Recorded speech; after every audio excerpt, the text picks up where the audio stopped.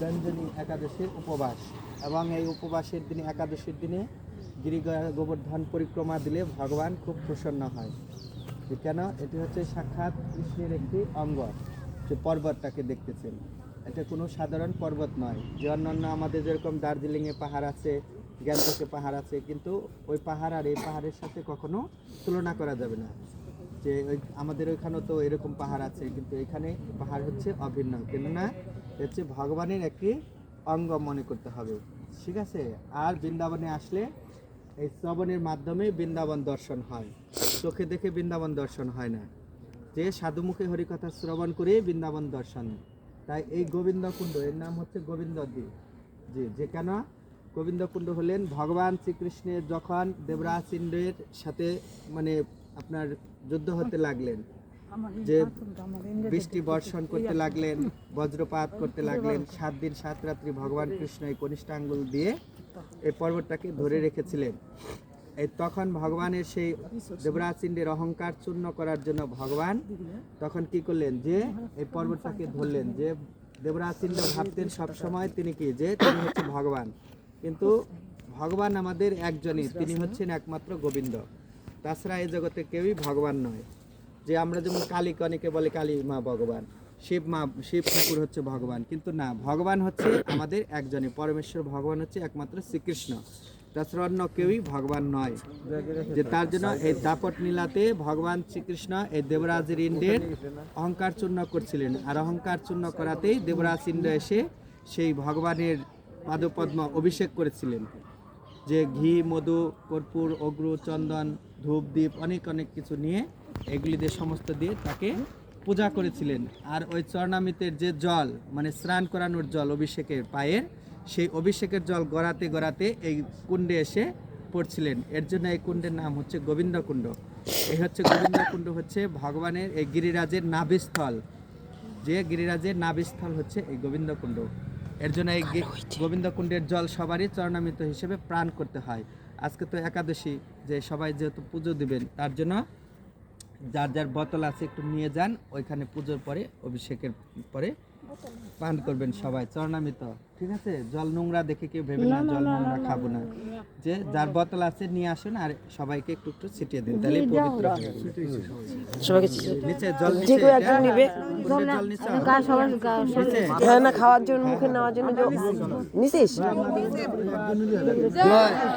এই গোবিন্দকুণ্ডে মাধবেন্দ্র পুরীপাদ, যে আমাদের বৈষ্ণব জগতের হচ্ছে চূড়ামণি ছিলেন মাধবেন্দ্র পুরীপাদ। ঈশ্বরপুরীর গুরুদেব ছিলেন মাধবেন্দ্র পুরী। এই মাধবেন্দ্র পুরীপাদ এখানে ভজন করতেন, কুটির ছিল এখানে। তখন উনি একদিন সারাদিন না খাওয়া, মানে উনি ব্রাহ্মণ ছিলেন এবং বৈষ্ণব ছিলেন, কিন্তু উনি কারো কাছে কোনো কিছু চেয়ে খেতেন না। যেমন আমরা যেমন মাগি, তাই না, কোনো কিছু খিদে লাগলে যে আমাদের একটু চাল দাও, ডাল দাও, হ্যাঁ, যে সবজি দাও। কিন্তু মাধবেন্দ্র পুরীপাদ এমন ভজন করতেন, শুধু উনি হরিনামই করতেন, কিন্তু উনি অন্য কোনো কিছু কারো কাছে চাইতেন না, কোনো বস্ত্র চাইতেন না, কারো কাছে আহার চাইতেন না, কোনো কিছু চাইতেন না। উনি একদিন এখানে ভজন করতে করতে করতে করতে সারাদিন প্রহর হয়ে গেলেন, কিন্তু কোনো খাবার মিলছে না। তখন ভগবান কৃষ্ণ দেখলেন যে এখানে একজন সাধু বসে বসে হরিনাম করতেছেন, হ্যাঁ, যে আর তার খাবার মিলছে না। আর আজকে যদি এই বৃন্দাবনে যদি আজকে এই সাধু যদি অনাহারী থাকে, তাহলে তো রাধারানীর কাছে আমি কথায় খেলাপ হয়ে যাব। তার জন্য তিনি কি করলেন, ভগবান নিজে সাক্ষাৎ একটি বালক রূপ ধারণ করে একটা বাটির মধ্যে করে একটু সুরভি গাভীর দুধ নিয়ে আসলেন। যে দুধ নিয়ে আসলেন আর এনে তখন মাধবেন্দ্র পুরীপাদকে দিলেন, যে হে মাধবেন্দ্র পুরীপাদ, এই নাও প্রভু, তুমি দুধ সেবা করো। যে তখন মাধবেন্দ্র পুরীপাদ মনে মনে চিন্তা করতেছেন যে আমি তো এখানে না খেয়ে আছি, যে এই শিশু বাচ্চাটা কি করে জানে যে আমার জন্য দুধ নিয়ে আসলেন। তখন ওই শিশু বাচ্চাটাকে জিজ্ঞাসা করলেন মাধবেন্দ্র পুরীপাদ, হে বাচ্চা, তুমি কার বাড়ির বাচ্চা, তুমি আমার জন্য দুধ নিয়ে এসেছ এই সময়? যে আমি এই পাশের গ্রামে থাকি, আমি সবার বাড়ি বাড়ি যাই, আমি তো গোয়ালা, যে আমি সবার বাড়ি বাড়িতে গিয়ে আমি দুধ দিতে হয়। যে তুমি এই দুধটা খেয়ে রেখে দিও, আমি এক সময় এসে বাটিটা নিয়ে যাব। এই মাধবেন্দ্র পুরীপাদ সেই দুধ খেয়ে উনি বাটিটা সুন্দর করে ধুয়ে টুয়ে রেখে দিলেন। কিন্তু ওই বাচ্চাটি আর আসলেন না, সেই গেলেনই। আর যখন ওই মাধবেন্দ্র পুরীপাদ ওই বাচ্চাটিকে দেখলেন, বাচ্চাটি এত মানে দেখতে সুন্দর বা এত অপূর্ব চেহারা তার, যত দেখছে তার ততই কি যে আরো বান দেখতে ইচ্ছে করছে। তখন মাধবেন্দ্র পরিপাত যখন ওই বাচ্চাটি দুধটা দিয়ে চলে যাচ্ছেন, তখন মাধবেন্দ্র পরিপাত তার যে ছোট ছোট পা হাত এইভাবে দর্শন করতে করতে তিনি যে মুগ্ধ হয়ে গেলেন, যে অনেক বাচ্চা দেখেছি কিন্তু এই বাচ্চার মতো তো বাচ্চা কখনো দেখিনি। তখন এই কথা যখন বললেন, তখন ওই বাচ্চাটি আর আসলেন না। যে সারাদিন চলে গেল, রাত্রি হয়ে গেলেন, কিন্তু বাচ্চাটি আর বাসনটা নিতে আসলেন না। মাধবেন্দ্র পরিপাত মনে মনে চিন্তা করছেন, কার বাড়ির বাচ্চা, কোথার থেকে আসলো বা ঠিকানাও জানি না, বাটিটা আমি দিয়ে আসব। তখন এইভাবে তিনি হরিনাম করতে করতে করতে করতে যে যখন মধ্যরাত্রি হয়েছেন, তখন সেই গোপাল আপনার সেই বাচ্চাটি যে মাধবেন্দ্র পরিপাতকে স্বপ্নে দেখাচ্ছেন যে, হে মাধবেন্দ্র পরিপাত, আমি হচ্ছে এখানেকে ব্রজেই থাকি, যে আমি হচ্ছে গোপাল, যে তোমার কাছে গিয়েছিলাম, যে কেন আমি ভগবান সাক্ষাৎ ভগবান শ্রীকৃষ্ণ, যে তুমি আমাকে দেখে ভয় পাবে বলে আমি তোমার কাছে আমার স্বরূপ দর্শন করাইনি, তার জন্য আমি বালক বেশ ধারণ করে তোমাকে দুধ দিয়ে এসেছি, আর আমি আছি এখানে মাটির নিচে চাপা পড়ে, আমাকে তুমি উদ্ধার করো।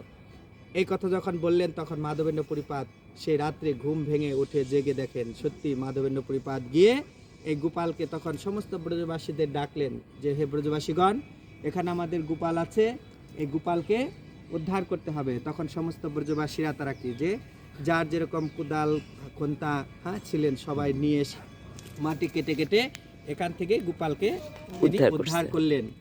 আর এই গোপালকে যখন উদ্ধার করলেন, গোপাল অনেক দিন মাটির নিচে পড়েছিলেন, তখন এই মাধবেন্দ্র পরিপাতকে এই গোপাল আপনার সেই স্বপ্নে দেখালেন যে, হে মাধবেন্দ্র পরিপাত, তুমি যদি আমাকে একটু মলয় চন্দন এনে আমার অঙ্গে যদি একটু লেপন করতে, তাহলে আমার শরীরটা একদম শীতল হতো, কারণ এখানে উপরে মাটির নিচে ছিল, এতদিন ঠান্ডাই ছিল, আর উপরে এসে গরম সহ্য করতে পারছে না। তখন মাধবেন্দ্র পরিপাত এই মলয় চন্দনের জন্য কোথায় গেলেন?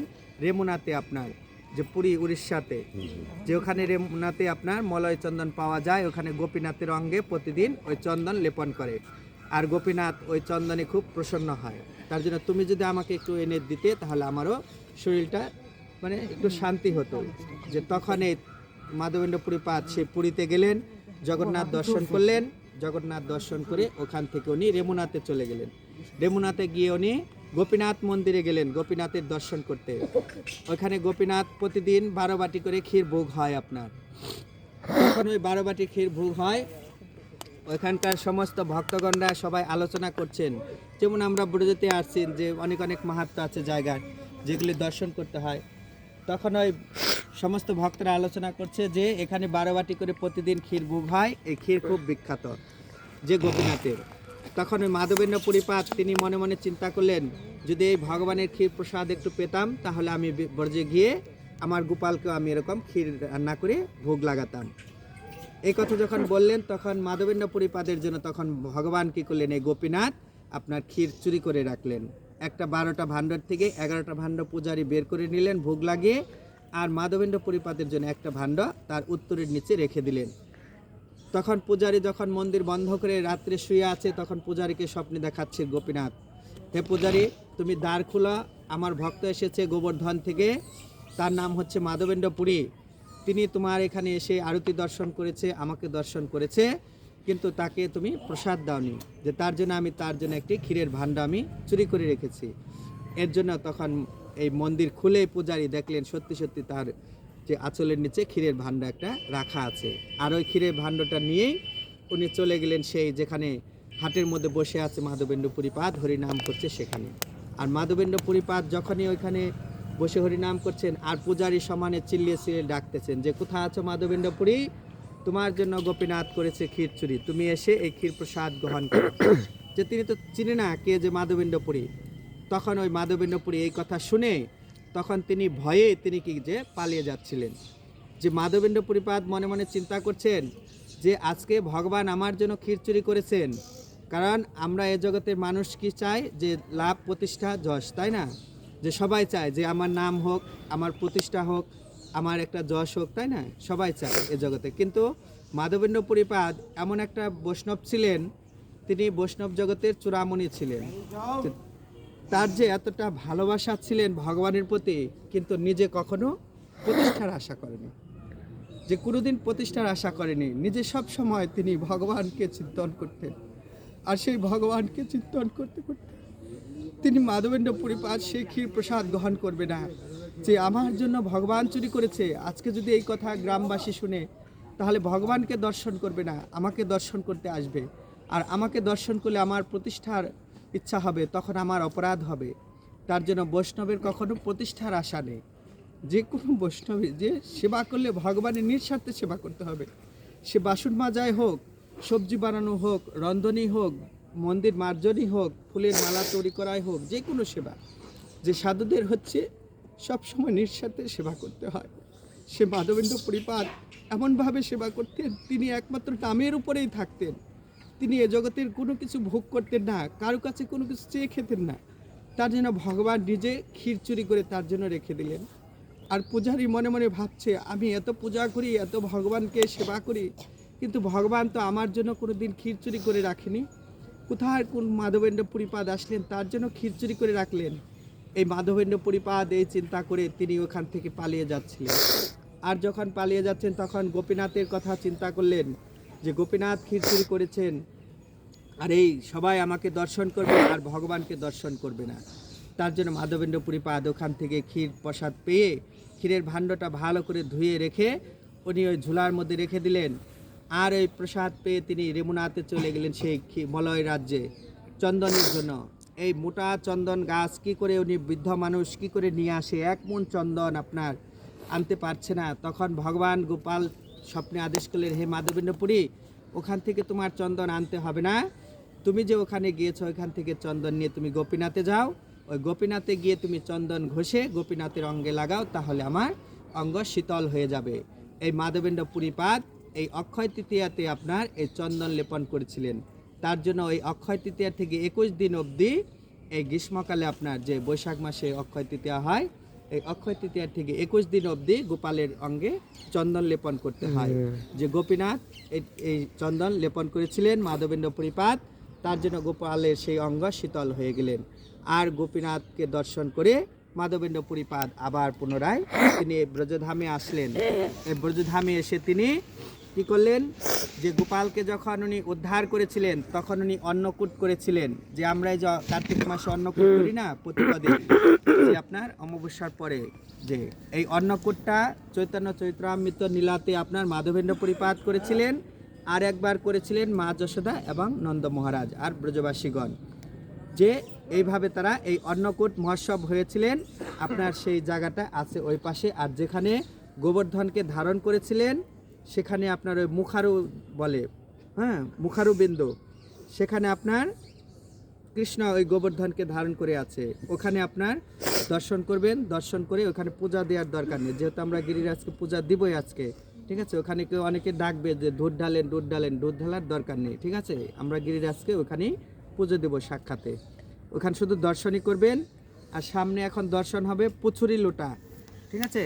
ভগবান কৃষ্ণের এক নাম, একটা সখা ছিলেন পুছুরি, যে লোটা, যে ওই পুছুরি যখন বৃন্দাবন থেকে ভগবান দ্বারকায় চলে গেলেন কৃষ্ণ, তখন ওই পুছুরিকে বলেছিলেন যে সখা, যে আমি তো বৃন্দাবনে চলে যাচ্ছি, এই কি বলে দ্বারকায় চলে যাচ্ছি, তাহলে তুমি আমার সঙ্গে চলো দ্বারকাতে।